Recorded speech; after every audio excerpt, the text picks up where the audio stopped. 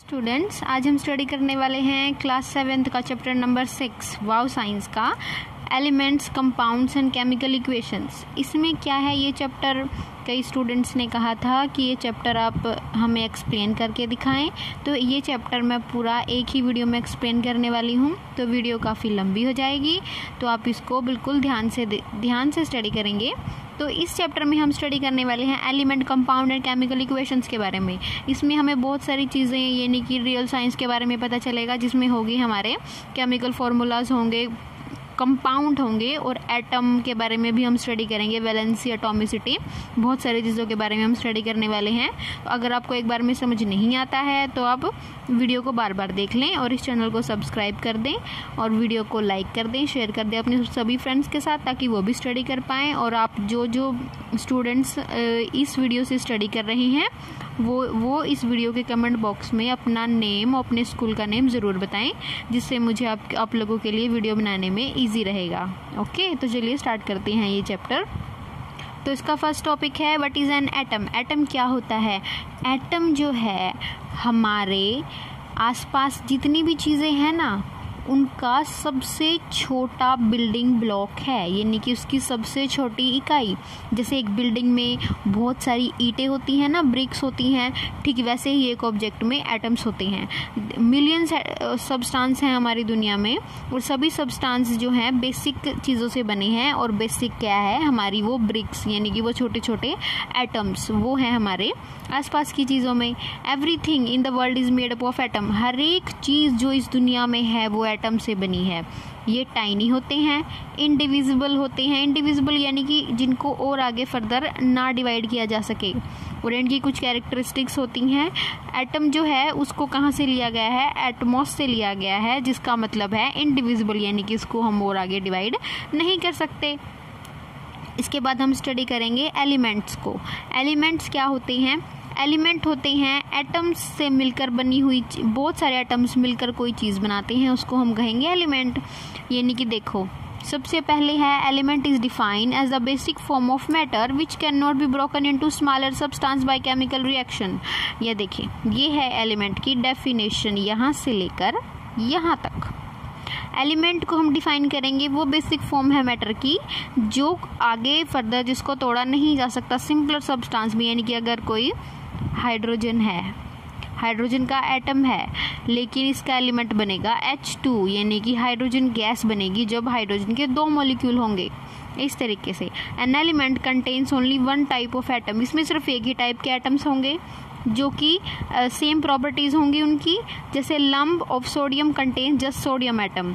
जैसे सबसे best example है इसका H2, यानी कि हाइड्रोजन में सिर्फ हाइड्रोजन ही होती है, इसके अलावा और कोई एलिमेंट ना हो, इसको हम कहेंगे एलिमेंट, यानी कि कोई और एटम इसमें नहीं है। अगर हम इसको लिख दें H2O, तो ये एलिमेंट नहीं, मॉलिक्यूल होगा, क्योंकि इसमें एक से ज़्यादा एटम्स हैं, इनकी हाइड्रोजन होगा सिर्फ, तो ये है हमारा एलिमेंट, ये होगा हमारा मॉलिक्यूल। ये हो गई हमारी सारी चीज़ें। यानी कि कंपाउंड्स कैसे बनते हैं? कंपाउंड कैसे बनेंगे? जब हाइड्रोजन के बहुत सारे एटम्स मिलकर कोई बड़ी चीज़ बनाएंगे, यानी कि जिसको हम देख सकते हैं, वो हो गया हमारा कंपाउंड्स। यानी कि ये देखो, जैसे हमारे पास गोल्ड है, ये देखो गोल्ड है, बहुत सारे एटम्स ने अरेंज होकर ये सब्सटेंस बनाया है, ये हो गया हमारा कंपाउंड, इसको हम बोलेंगे। अब देखो, most element combine with other element to form compound, यानी कि बहुत सारे, जैसे ये H2O बताया था ना मैंने, H2O हमारा कंपाउंड हो गया, यानी कि H2O है हमारा वाटर, जिसमें हाइड्रोजन और ऑक्सीजन मिक्स हैं। इस तरीके से हम इसको स्टडी करेंगे। ये देखिए, गोल्ड है हमारे पास, गोल्ड हमारा एक एलिमेंट हो जाएगा। और जो हम पृथ्वी के अंदर से निकालते हैं ना, डीप अंडर द सरफेस, उसको हम बोलते हैं मिनरल्स। जो हम खोद कर ज़मीन से निकालते हैं उसको हम मिनरल बोलते हैं। अब देखें, सारे मिनरल्स में से हम मेटल्स को निकाल लेते हैं, और जो हमारे यूज़ के लिए होते हैं, जैसे ये हीमाटाइट हो गया, इसके अंदर भी मेटल होंगे, इसके अंदर भी मेटल, इसके अंदर भी मेटल, हम इसको प्योरीफाई करके मेटल्स इसके अंदर से निकाल लेते हैं। तो ऑक्सीजन देखेंगे, ऑक्सीजन को देखेंगे, सिलिकॉन को देखेंगे, एल्युमिनियम को देखेंगे।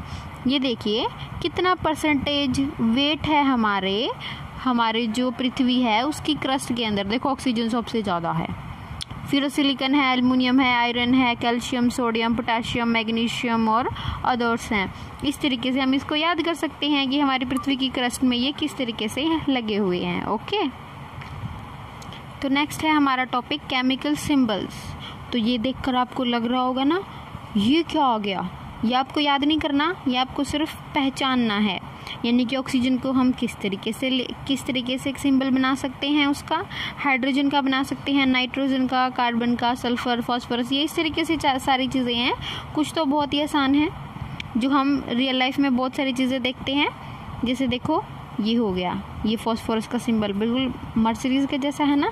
इसके बाद हमारा ये कैल्शियम, देखो एक गोले के अंदर दूसरा गोला, इस तरीके से हम। और आर्सेनिक, देखो आर्सेनिक तो बिल्कुल AR लिखा हुआ है उसके अंदर। टंगस्टन है, टाइटेनियम है, यूरेनियम है, मैग्नीज है, देखो बहुत सारी चीज़ों के अंदर तो उसका लिखा हुआ है नाम। जिंक, लेड, टिन, ये निकल। आपको इस तरीके से इनके नाम को याद करना है। नाम को याद करना ज़रूरी नहीं है, आपको इसको पहचानना आना चाहिए कि ये हमने क्या लिखा हुआ है। इस तरीके से जैसे पूछा जाएगा FE लिखकर, ये अगर हमने लिख दिया FE तो ये किसका सिंबल है, ये है सिंबल आयरन का। इस तरीके से हमने इसको स्टडी कर लेना है, याद कर लेना है कि FE किसको बोलते हैं, आयरन को बोलते हैं। इसी तरीके से हमें कुछ एग्जाम्पल्स दिखाए गए हैं कि हम इनकी नेमिंग कैसे करेंगे। ओके, तो ये देखो फर्स्ट है कि कुछ नाम हैं जिनके इंग्लिश में नेम होते हैं, उसके अकॉर्डिंग हम उसकी नेमिंग कर देते हैं। हाइड्रोजन के लिए H, कार्बन के लिए C, बोरॉन के लिए B, ऑक्सीजन के लिए O, नाइट्रोजन के लिए N। और कुछ होते हैं जिनमें एक से ज़्यादा एलिमेंट के नाम सेम ही नाम से शुरू होते हैं, जैसे कार्बन, कॉपर, कैल्शियम। इस तरीके से ये देखो कार्बन का C हो गया, कॉपर का Cu हो गया, कोबाल्ट का CO हो गया। ये हम जैसे फर्स्ट अल्फ़ाबेट तो सेम है लेकिन दूसरे तो डिफरेंट है, तो हम दूसरे को स्मॉल में लिख देते हैं और पहले वाले को बड़े में। कुछ सिंबल्स को हम इस तरीके से भी लिख सकते हैं, जैसे फर्स्ट लेटर उनका लिख दिया और उनमें से कुछ में से बीच का कोई अक्षर उठा लिया। जैसे जिंक हो गया ZN लिखेंगे इसको, ZI नहीं लिखेंगे। क्लोरीन हो गया CL लिखा है, CH नहीं लिखा है। इस तरीके से इनकी नेमिंग हमने ध्यान रखनी है, याद रखनी है। कुछ एलिमेंट्स होते हैं जिनमें सिंबल जो है उनके लैटिन नामों पर बेस्ड होते हैं। जैसे सोडियम के लिए हम यूज़ करते हैं Na फ्रॉम नेट्रियम, यानी कि लैटिन भाषा से इसका ये नाम लिया गया है। आयरन के लिए हम यूज़ करते हैं Fe, जो मैंने अभी आपको बताया था। मॉलिक्यूल्स क्या होते हैं, अब देखो मॉलिक्यूल्स पर आ गए हम। देखो फोर्थ वाले में था, ये हमने कर लिया। मॉलिक्यूल्स क्या होते हैं, most atoms are not able to exist independently. बहुत सारे एटम जो हैं वो अकेले एग्जिस्ट नहीं कर सकते, इसीलिए वो क्या करते हैं, केमिकली कंबाइन हो जाते हैं दूसरे एलिमेंट्स के साथ। तो क्या होगा फिर, वो बन जाएंगे मॉलिक्यूल। जैसे हमारे पास हाइड्रोजन का है, नाइट्रोजन का है, मॉलिक्यूल ऑफ एलिमेंट और molecule of compound. Molecule of element क्या होगा, एलिमेंट का मॉलिक्यूल होगा सेम चीज़ों की बाइंडिंग। जैसे नाइट्रोजन हो गया, हाइड्रोजन हो गया। मॉलिक्यूल ऑफ कंपाउंड है कि अलग अलग बॉन्डिंग, अलग अलग एलिमेंट्स की बॉन्डिंग, यानी कि ऑक्सीजन और हाइड्रोजन मिलकर H2O बना रहे हैं। C और यानी कि कार्बन और ऑक्सीजन मिलकर बना रहे हैं कार्बन डाइऑक्साइड, यानी कि 2 ऑक्सीजन है और 1 कार्बन है। इसका नेक्स्ट टॉपिक है एटॉमिसिटी।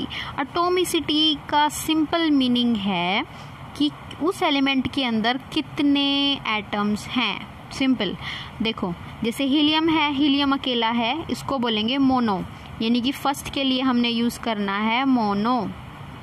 2 एटम्स हैं उसके लिए यूज़ करना है हमने डाई।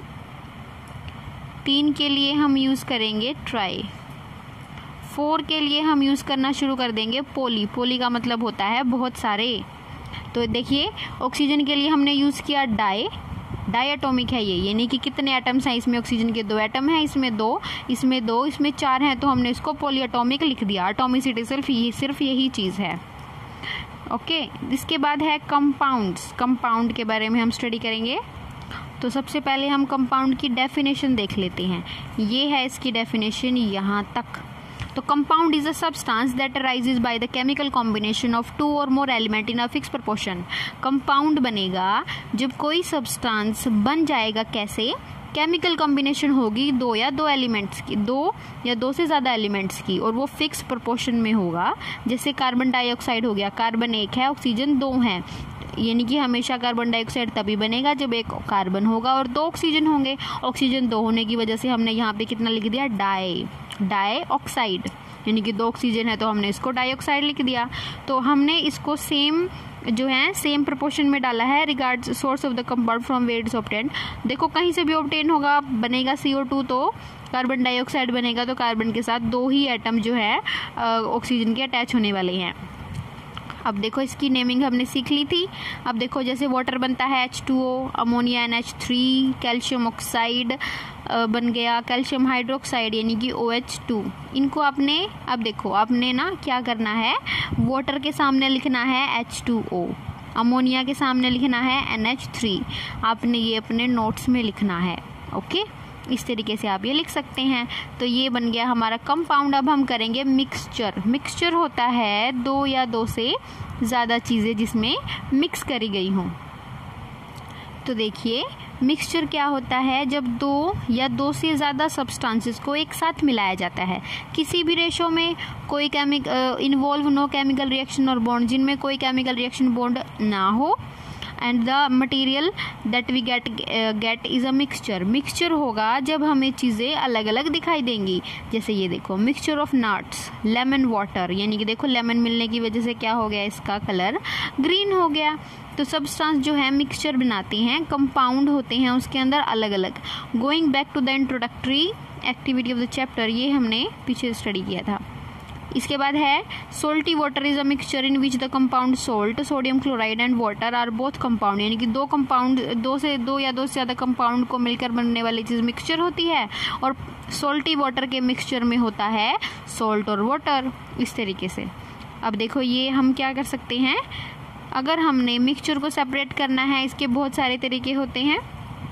तो ये एक एक्टिविटी में दिखाया गया है, बर्नर के ऊपर रखा गया है, एक ये डिश रखी गई है इवेपोरेटिंग डिश। इसमें क्या होगा, नमक जो है पानी के अंदर जो है डिज़ोल्व किया गया है, यानी कि सॉल्ट प्लस वाटर। हम इसको गर्म करेंगे, पानी जो है इवेपोरेट हो जाएगा, यानी कि भाप बनकर उड़ जाएगा और नीचे बच जाएगा हमारा सॉल्ट। इस तरीके से हम इस सॉल्ट जो है नमक को पानी में से अलग कर सकते हैं। तो ये डिफरेंस है मिक्सचर और कंपाउंड में। ये हम जो है इन दोनों को अलग अलग स्टडी कर चुके हैं। इनको थोड़ा थोड़ा सा स्टडी कर लें आप यहाँ से, या आप खुद से स्टडी कर लें। बस ये लास्ट वाला टॉपिक है कि कंपाउंड जो है वो मिक्सचर को सेपरेट किया जाता है फिजिकल मीन्स के, यानी कि उनको आप हाथ से चुनकर भी अलग कर सकते हैं, लेकिन कंपाउंड को आप ऐसे अलग नहीं कर सकते। इनके लिए आपको कुछ ना कुछ केमिकल मेथड्स लगाने पड़ेंगे। अब हम नेक्स्ट स्टडी करेंगे केमिकल फार्मूला। केमिकल फार्मूला क्या होता है, केमिकल फार्मूला सिंबल्स को जोड़कर बनाया जाता है। जैसे केमिकल फार्मूला हमारे लिए यूज़फुल है अलग अलग चीज़ों की नेमिंग करने के लिए, यानी कि अगर हमारे पास एक नाइट्रोजन है और 3 हाइड्रोजन है, देखो ये एक नाइट्रोजन है, ये 3 हाइड्रोजन है, इनको हम बोलेंगे अमोनिया, यानी कि इसका हमने नाम रख दिया, इसका केमिकल फार्मूला और इसकी केमिकल नेमिंग है अमोनिया।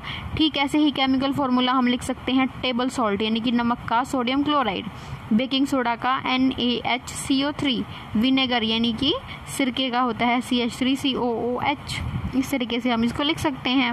वैलेंसी क्या होती है, अब देखो आपने इसको जल्दी जल्दी स्टडी करना है। वैलेंसी होती है किसी भी एलिमेंट की उसके अंदर कितनी पावर है किसी और के साथ कंबाइन होने की, उसको हम कहेंगे वैलेंसी। यानी कि कार्बन है वो जो है 2 के साथ अटैच हो सकता है ऑक्सीजन के, उसकी वैलेंसी 2 हो गई। इस तरीके से हम इसको पढ़ सकते हैं। सबसे फर्स्ट तो होता है हमारे पास, सपोज हाइड्रोजन है उसके पास 1 हाथ है, ऑक्सीजन के पास 2 हाथ हैं, तो क्या होगा, ऑक्सीजन के पास तो 2 हाथ हैं और हाइड्रोजन के पास 1 हो गया।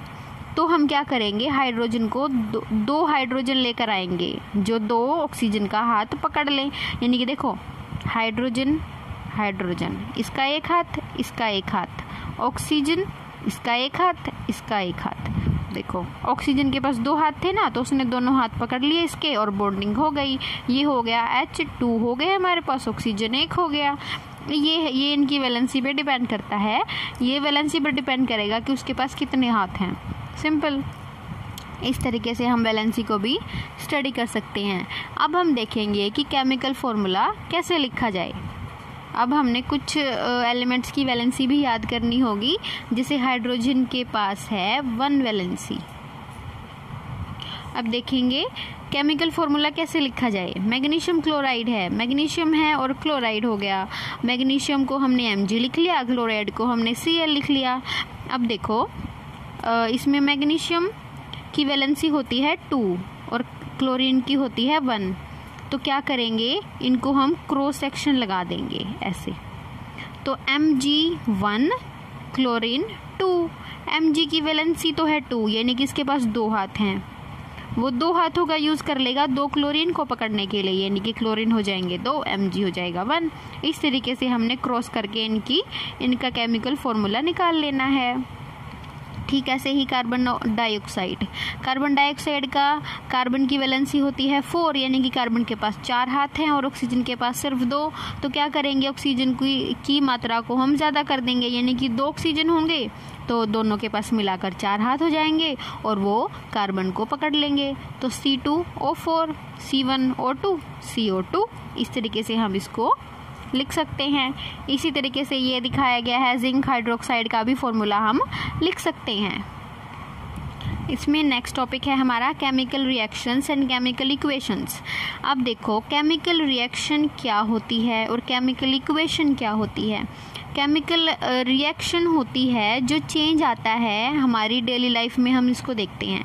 देखो केमिकल रिएक्शन इसको कहा जाएगा जब हमारे आसपास कोई ऐसी चीज़ होगी, जैसे बर्निंग ऑफ कैंडल का जलना, डाइजेशन ऑफ फूड हमारे पेट में खाने का पचना, कुकिंग ऑफ फूड खाना पकाना, ये सारी हमारे आसपास होने वाली केमिकल रिएक्शंस हैं। ये केमिकल रिएक्शन हो गई। इनको हम किस प्रकार लिख सकते हैं, रिप्रेजेंट कर सकते हैं, उसको हम बोलते हैं केमिकल इक्वेशन। अब देखो केमिकल इक्वेशन क्या हुआ, हमने वाटर लिया, सोल्ट, ये मान लो ये है हमारा वाटर, ये है हमारा सोल्ट। ओके, इन दोनों को ऐड कर दिया हमने, बन गया हमारा सॉल्टी वाटर। तो सॉल्टी वाटर बनने के बाद देखो जो हमने ऐड किया स्टार्टिंग में, जो 2 चीज़ें का यूज़ करके हमने ये बनाया है, उनको हम कहेंगे रिएक्टेंट, और जो बन गया है उसको हम कहेंगे प्रोडक्ट्स, यानी कि ये हमारे रिएक्टेंट है जिन्होंने रिएक्ट किया और प्रोडक्ट बना दिया। तो इस तरीके से ये सारी चीज़ें बताई गई हैं। दोनों तरफ हमने प्लस का साइन लगाना है। ये हमारा एरो है, एरो बताता है कि रिएक्शन किस तरफ जा रही है। बस ये हो गया हमारा केमिकल रिएक्शंस को हम किस तरीके से लिखेंगे। अब देखो ये है इसका एक एग्जांपल, मैग्नीशियम ऑक्साइड। अब देखो मैग्नीशियम प्लस ऑक्सीजन हो गया MgO, बस ये होगी हमारी। लेकिन ये कुछ इक्वेशंस को अब हम बैलेंस करना सीखेंगे कि इनको हम बैलेंस कैसे कर सकते हैं। अब देखो MgO2, Mg तो 1 है, यहाँ भी 1 है, यहाँ तो ऑक्सीजन 2 है लेकिन यहाँ 1 है। ये हमारी इक्वेशन जो है बैलेंस रिएक्शन नहीं है, ये अनबैलेंस्ड है। इसको हम बैलेंस करना सीखेंगे हम कि अब हम इसको बैलेंस कैसे करेंगे। तो देखो सबसे पहले हमने देखा है कि ये पहले हम इसको लिखेंगे, ये हमारी रिएक्शन थी ना। अब हमें नहीं पता हम क्या करें। ऑक्सीजन तो अगर हमने यहाँ पे 2 लगा दिया तो मैग्नीशियम भी 2 हो जाएंगे, लेकिन यहाँ तो 1 ही है। तो अब हम सबसे पहले करने वाले हैं इसकी वैलेंसी को चेक। ये देखो यहाँ पे हमने जो है दोनों तरफ देखो ऑक्सीजन 2 थे लेकिन यहाँ सिर्फ 1 है। अगर हम यहाँ पे 2 लगा देते हैं तो क्या होगा, ये भी 2 हो जाएंगे। दोनों तरफ एलिमेंट्स का जो नंबर है वो सेम होना चाहिए, यानी कि मैग्नीशियम अगर इस तरफ 1 है तो यहाँ भी 1 होना चाहिए, लेकिन ऑक्सीजन यहाँ पर 2 है लेकिन यहाँ पर 1 है। इसलिए हम क्या करेंगे, यहाँ पे 2 लगा देंगे। ऑक्सीजन 2 हो गए लेकिन मैग्नीशियम 1 है, तो अब हम क्या करेंगे, मैग्नीशियम के आगे भी 2 लगा देंगे। ये देखिए ये हमने 2 लगा दिया, तो देखो ये भी 2 हो गए, ये भी 2 ऑलरेडी थे ही, और यहाँ पे हमने 2 लिख दिया, जिससे क्या हो गया, MgO 2 बन गए। तो इस तरीके से हमारी इक्वेशन जो है वो बैलेंस हो गई। अब हम थोड़ी सी एक चीज़ और आगे लेकर जाते हैं इसको। ये है हमारे सॉलिड और गैस। मैग्नीशियम होता है हमारा सॉलिड, ऑक्सीजन हमारी गैस होती है, सबको पता है, और ये दोनों मिलकर सॉलिड चीज़ें बनाते हैं। तो ये हो गया हमारा सॉलिड, यानी कि एक्वस को हम AQ लिखते हैं। एक्वस होता है पानी वाली स्टेट, सॉल्यूशन बनाया जाए पानी के अंदर। लिक्विड होता है पानी के अलावा और दूसरा कोई तरल पदार्थ होता है, गैस होती है जैसे हमारी ऑक्सीजन गैस हो गई, सॉलिड हो गया हमारा बिल्कुल सख्त चीज़। तो ये सारी चीज़ें, ये चैप्टर यहीं पे ख़त्म हो जाता है। तो आप ये चैप्टर की वीडियो काफ़ी लंबी हो गई, तो आप इसको अपने सभी फ्रेंड्स के साथ शेयर करें। 6 चैप्टर कंप्लीट हो चुका है। Thank you.